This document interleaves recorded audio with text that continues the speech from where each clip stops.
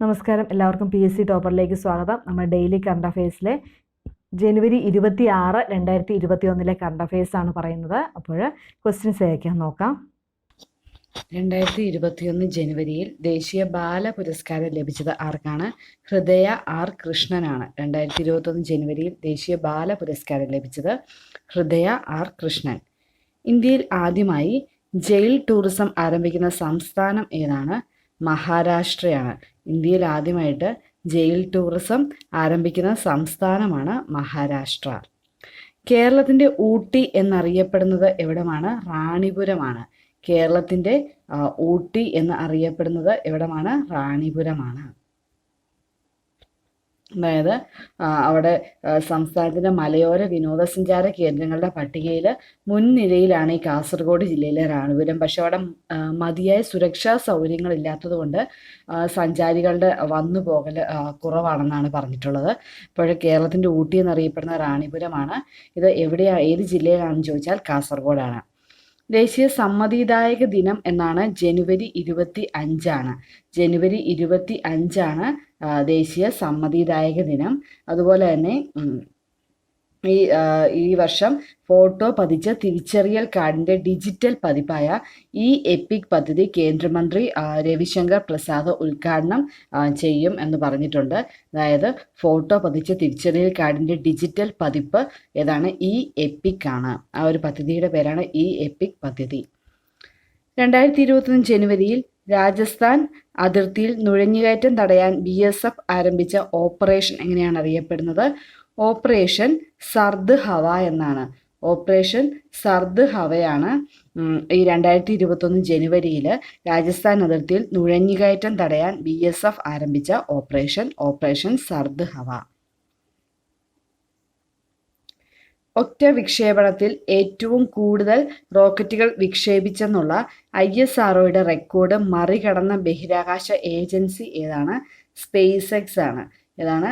SpaceX ആണ്. ഒറ്റ വിക്ഷേപണത്തിൽ ഏറ്റവും കൂടുതൽ റോക്കറ്റുകൾ വിക്ഷേപിച്ചു എന്നുള്ള ISROയുടെ ഈ പറയുന്ന റെക്കോർഡ് മറികടന്നത് എന്ന് ഓർത്തു വയ്ക്കുക. ആരാണ്? SpaceX ആണ്.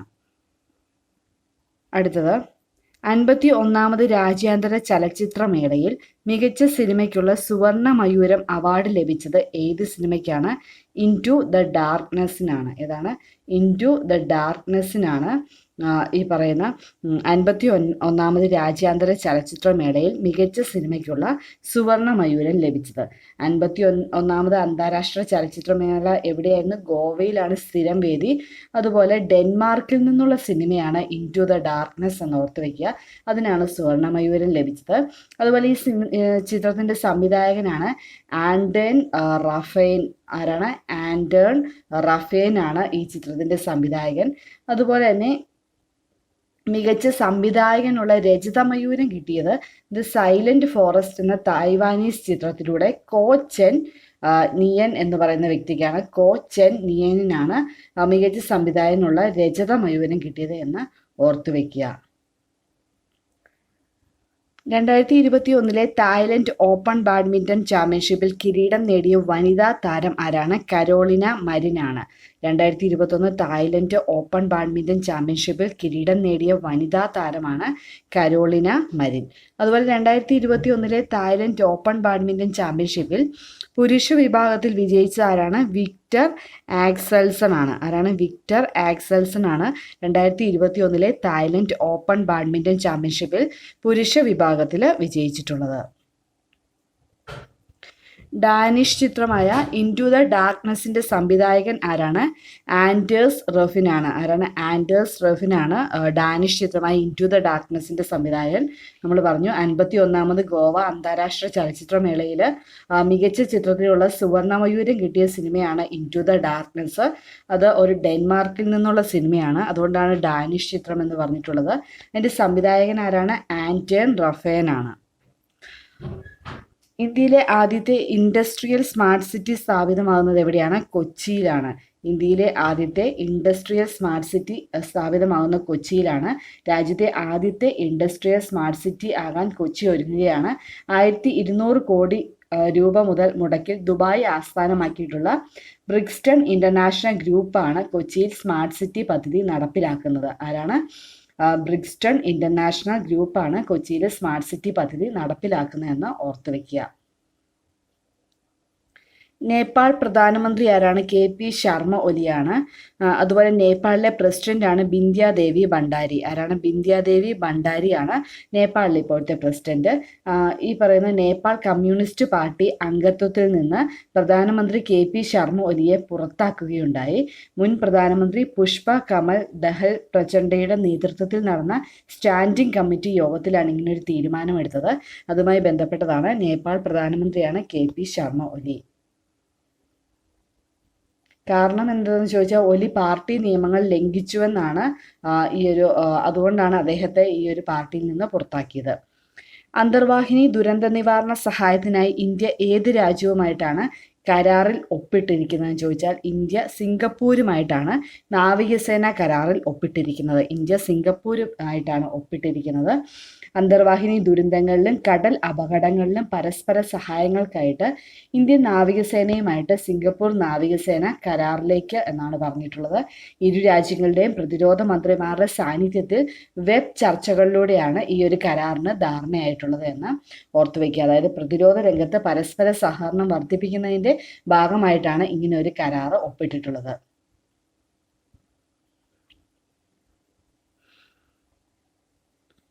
മികച്ച സംവിധായകനുള്ള രജത മയൂരം, അതായത് ഇന്റർനാഷണൽ ഫിലിം ഫെസ്റ്റിവൽ ഓഫ് ഇന്ത്യയിൽ മികച്ച സംവിധായകനുള്ള രജത മയൂരം ലഭിച്ചത് ആർക്കാണ്? ഈ പറയുന്ന കോ ചെൻ നിയനാണ്. ദ സൈലന്റ് ഫോറസ്റ്റ് എന്ന് പറയുന്ന തായ്വാനീസ് ചിത്രത്തിലൂടെയാണ് കോ ചെൻ നിയൻ ഇങ്ങനെ ഒരു അവാർഡ് സ്വന്തമാക്കിയത്. മികച്ച Indian personality of the year ആയി തിരഞ്ഞെടുക്കപ്പെട്ടത് ആരാണ്? ബിശ്വജിത്ത് ചാറ്റർജിയാണ്. ഈ പറയുന്ന 51ാമത് ഗോവ അന്താരാഷ്ട്ര ചലച്ചിത്രമേളയിൽ മികച്ച Indian personality of the year ആയി തിരഞ്ഞെടുക്കപ്പെട്ടത് ബിശ്വജിത്ത് ചാറ്റർജിയാണ്. അതുപോലെ ഗോവയുടെ ഇപ്പോഴത്തെ മുഖ്യമന്ത്രി ആരാണ്? പ്രമോദ് സാവന്ത് ആണ്. ഗോവയുടെ ഇപ്പോഴത്തെ മുഖ്യമന്ത്രിയാണ് പ്രമോദ് സാവന്ത്. ഫോട്ടോ പതിച്ച തിരിച്ചറിയൽ കാർഡിന്റെ ഡിജിറ്റൽ പതിപ്പ് നൽകുന്ന പദ്ധതി എങ്ങനെയാണ് അറിയപ്പെടുന്നത്? എപ്പിക് എന്നാണ്. ഏതാണ്? എപ്പിക്കാണ് ഈ പറയുന്ന ഫോട്ടോ പതിച്ച തിരിച്ചറിയൽ കാർഡിൻ്റെ ഡിജിറ്റൽ പതിപ്പ് നൽകുന്ന പദ്ധതി. അതുപോലെ തന്നെ നമുക്ക് ഈ വോട്ടർ തിരിച്ചറിയൽ കാർഡ് പൗരന്മാർക്ക് ഡൗൺലോഡ് ചെയ്ത് കൊണ്ട് സൂക്ഷിക്കാൻ പറ്റും. ഈ ഒരു പുതിയ സംവിധാനം കേന്ദ്ര നിയമമന്ത്രി രവിശങ്കർ പ്രസാദാണ് ദേശീയ വോട്ടേഴ്സ് ദിനമായ ജനുവരി 25 ഉദ്ഘാടനം ചെയ്യുന്നത്. അതായത് PDF ഫോർമാറ്റിൽ നമുക്ക് ഡൗൺലോഡ് ചെയ്തെടുക്കാമെന്നാണ് പറയുന്നത്. ഈ പദ്ധതിയുടെ പേരാണ് എപ്പിക് പരിപാടി അല്ലെങ്കിൽ എപ്പിക് പദ്ധതി എന്ന് ഓർത്തു വയ്ക്കുക. കേന്ദ്ര നിയമ IT വകുപ്പ് മന്ത്രിയാണ് രവിശങ്കർ പ്രസാദ്.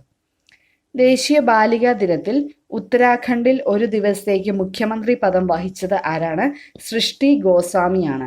ഉത്തരാഖണ്ഡിൽ 20 വയസ്സുകാരിയായ ഈ പറയുന്ന ഹരിദ്വാർ സ്വദേശിനിയായ സൃഷ്ടി ഗോസ്വാമിയാണ് ഒരു ദിവസത്തേക്ക് സംസ്ഥാന മുഖ്യമന്ത്രി ആയിട്ടുള്ളത്. ദേശീയ പെൺകുട്ടി ദിനത്തിൻ്റെ ഭാഗമായിട്ടാണ് ഈ പെൺകുട്ടിയെ സംസ്ഥാന മുഖ്യമന്ത്രിയായിട്ട് ഒരു ദിവസത്തേക്ക് തിരഞ്ഞെടുത്തത്. ഉത്തരാഖണ്ഡിൻ്റെ ഇപ്പോഴത്തെ മുഖ്യമന്ത്രി ആരാണ്? ത്രിവേന്ദ്ര സിംഗ് റാവത്ത് ആണ്. ഉത്തരാഖണ്ഡ് മുഖ്യമന്ത്രിയാണ് ത്രിവേന്ദ്ര സിംഗ് റാവത്ത്.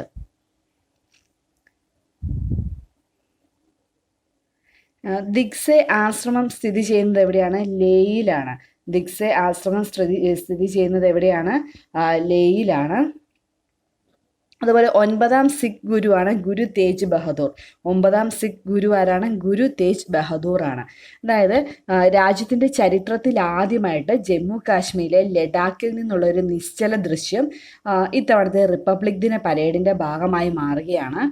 അതായത് കാശ്മീരിലെ ലേയിലുള്ള ദിഗ്സെ ആശ്രമത്തിൻ്റെ മാതൃകയിലാണ് ലഡാക്കിൽ നിന്നുള്ള ഈ ഒരു നിശ്ചല ദൃശ്യം അവതരിപ്പിക്കുന്നത്. അപ്പോൾ അതുമായി ബന്ധപ്പെട്ടതാണ്.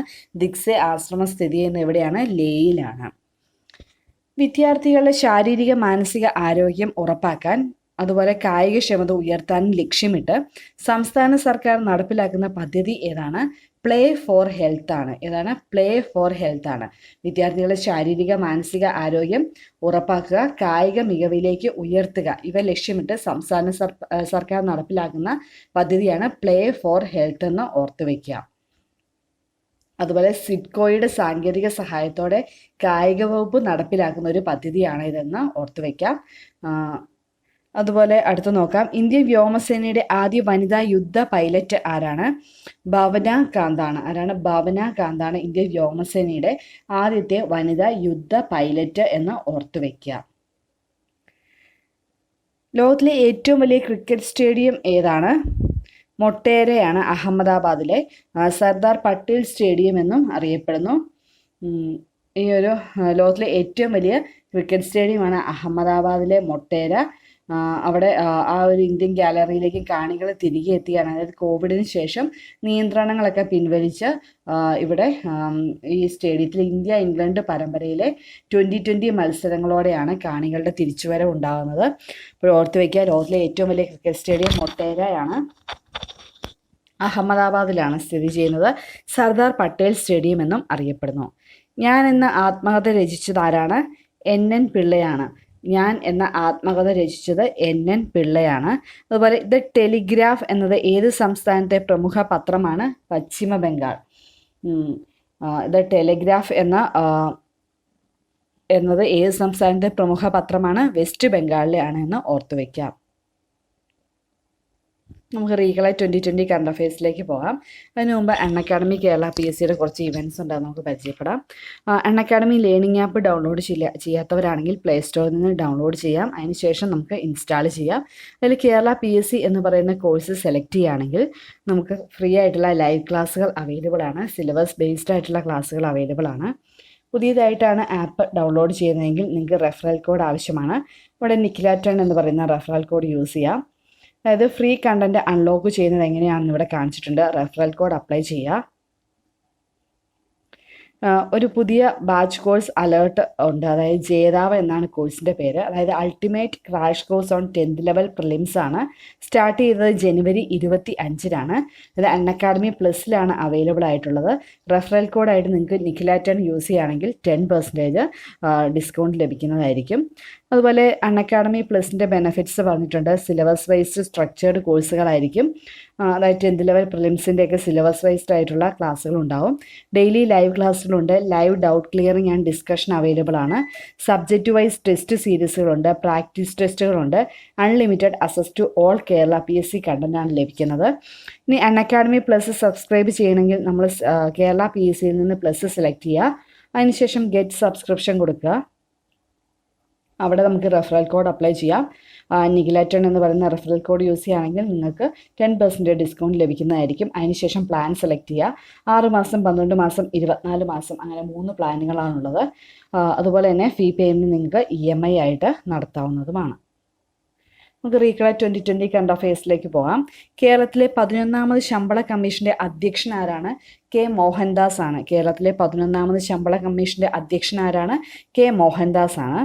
2019 റഗ്ബി വേൾഡ് കപ്പ് ജേതാക്കൾ ആരാണ്? ദക്ഷിണാഫ്രിക്കയാണ്. 2019 റഗ്ബി വേൾഡ് കപ്പ് ജേതാക്കളാണ് ദക്ഷിണാഫ്രിക്ക. ലോകത്തിലെ ആദ്യ black chain based carbon trading exchange നിലവിൽ വന്ന രാജ്യം സിംഗപ്പൂരാണ്. ലോകത്തിലെ ആദ്യത്തെ black chain based carbon trading exchange നിലവിൽ വന്ന രാജ്യം ഏതാണ്? സിംഗപ്പൂരാണ്. 2019 ഒക്ടോബറിൽ റുപ്പേ കാർഡ് പുറത്തിറക്കുന്നതിന് ഏത് രാജ്യവുമായിട്ടാണ് ഇന്ത്യ ധാരണയിൽ ഏർപ്പെട്ടത്? സൗദി അറേബ്യയുമായിട്ടാണ്. 2019 ഒക്ടോബറിൽ റുപ്പേ കാർഡ് പുറത്തിറക്കുന്നതിൽ ഇന്ത്യ ധാരണയിൽ ഏർപ്പെട്ടത് സൗദി അറേബ്യയുമായിട്ടാണ്. 2019 നവംബറിൽ കേരള സർക്കാർ ഏർപ്പെടുത്തിയ ഭരണഭാഷാ പുരസ്കാരം നേടിയ ജില്ല ഏതാണ്? കണ്ണൂരാണ്. കേരള സർക്കാർ ഏർപ്പെടുത്തിയ ഭരണഭാഷാ പുരസ്കാരം നേടിയ ജില്ലയാണ് കണ്ണൂര്. നമുക്ക് നാളത്തേക്കുള്ള ക്വസ്റ്റ്യൻസ് നോക്കാം. ഇമ്പോർട്ടൻ്റ് ആയിട്ടുള്ള ക്വസ്റ്റ്യൻസ് ആണ്. മാക്സിമം എല്ലാവരും ഇതിൻ്റെ ആൻസേഴ്സ് കമൻറ്റ് ചെയ്യാൻ നോക്കണം. കേരളത്തിൽ വിമാന മാതൃകയിലുള്ള എയർഫോഴ്സ് മ്യൂസിയം നിലവിൽ വരുന്നത് എവിടെയാണ്? കേരളത്തിൽ വിമാന മാതൃകയിലുള്ള എയർഫോഴ്സ് മ്യൂസിയം നിലവിൽ വരുന്നത് എവിടെയാണ്? ഇന്ത്യയിൽ നിന്ന് ബ്രഹ്മോസ് മിസൈൽ വാങ്ങുന്ന രാജ്യം ഏതാണ്? ഇന്ത്യയിൽ നിന്നും ബ്രഹ്മോസ് മിസൈൽ വാങ്ങുന്ന രാജ്യം ഏതാണ്?